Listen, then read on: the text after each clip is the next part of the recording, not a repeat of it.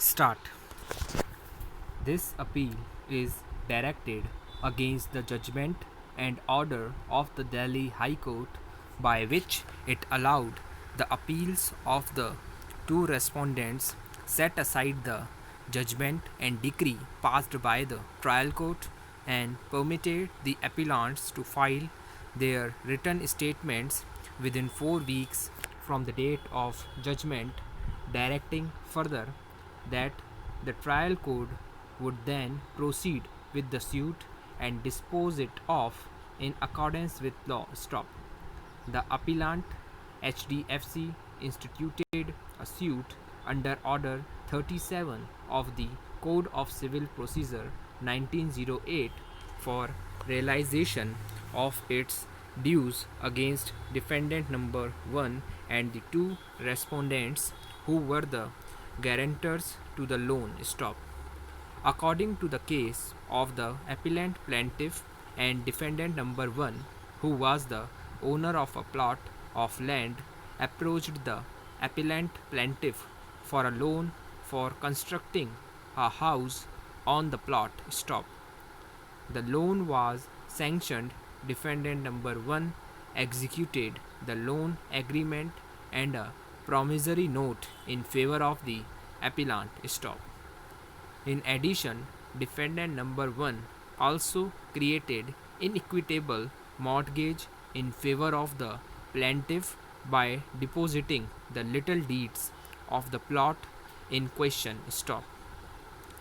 The other two defendants, respondents before this court stood guarantee for repayment of the loan and executed the letters of guarantee. Stop.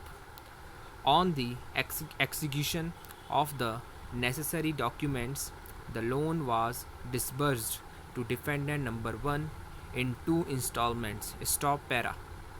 The loan amount, along with interest at the rate of 15% per annum, was to be repaid in equalized monthly installments over a period of 180 months, and in case of default, according to the terms of the loan, the outstanding would attract additional interest at the rate of 18% per annum. Stop.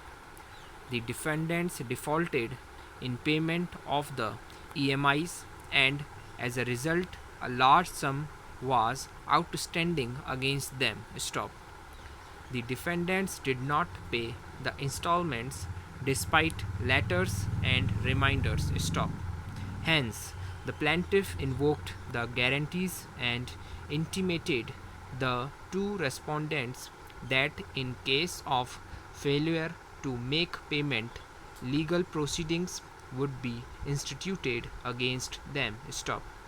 Despite the aforesaid letter and legal notices sent on behalf of the appellant, the defendants did not pay the outstanding amount of 4 lakh, and the plaintiff was thus left with no option but to institute the suit for realization of its dues from defendant number 1 and the guarantors of the said loan as such. Stop para.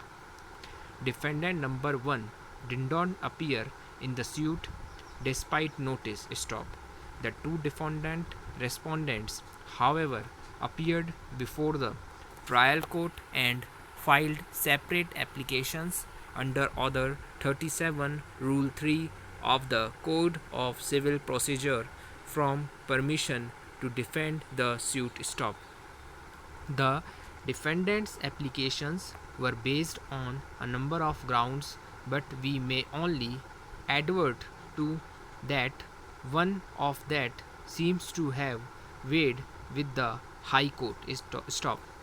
It was contended on behalf of the respondents that since the plaintiff appellant had got a promissory note executed in its favor by the borrower, defendant number 1, and further made the borrower create an equitable mortgage in its favor by deposit of title deeds, they would be absolved of their liability in terms of Section 139 of the Contract Act. Stop.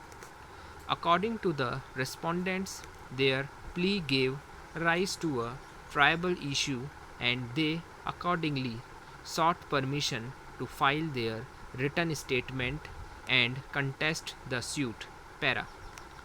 The trial court, by its judgment and order, examined all the pleas, including the one based on Section 139 of the Contract Act, and found and held that none of the pleas raised by the defendants gave rise to any substantial defense against the claim of the plaintiff. Stop.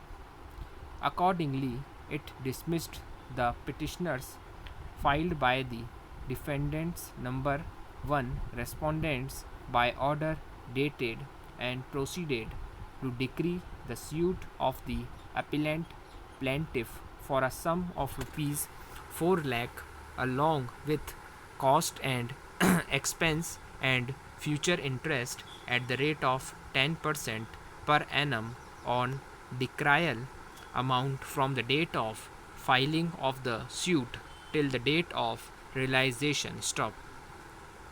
In appeal, the Delhi High Court has noted above, set aside the order and decree passed by the trial court and directed it to allow the defendants respondents to file their written statement and proceed to try the suit from the stage. Stop.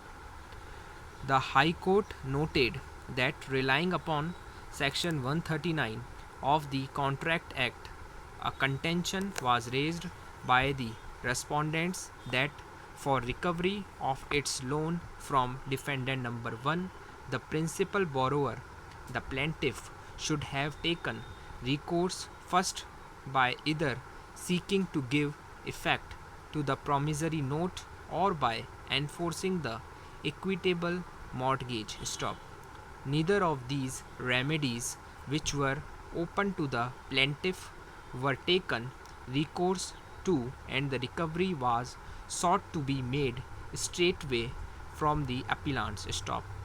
The High Court further held that the trial judge fell into error in holding that Section 139 of the Contract Act had no application to the facts of the case. Stop. According to the High Court, this was beyond the scope of deciding an application for leave. Stop.